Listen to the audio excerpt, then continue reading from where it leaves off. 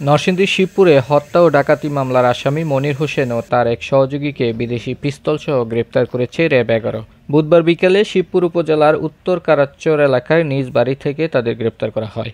RAB ১১ Narsingdi camp commander senior সহকারী police super Jewel Rana এ তথ্য নিশ্চিত করেছেন। গ্রেপ্তারকৃত মনির হোসেন উত্তর কারাচ্চর এলাকার মোহাম্মদ ফজর আলীর ছেলে ও তার সহযোগী বরকতুল্লাহ একই এলাকার শেখ ফরিদের ছেলে। তাদের নিকট থেকে একটি বিদেশি পিস্তল, ২ রাউন্ড গুলি, ২টি মোটরসাইকেল, ৩৬ পিস ইয়াবা ট্যাবলেট ও একটি ফোন জব্দ করা হয়। RAB ১১ Narsingdi camp commander senior সহকারী পুলিশ সুপার জুয়েল রানা জানায়, গ্রেপ্তারকৃত মনির হোসেনের নামে রায়পুরা ও শিবপুর থানায় একাধিক হত্যা মামলা রয়েছে।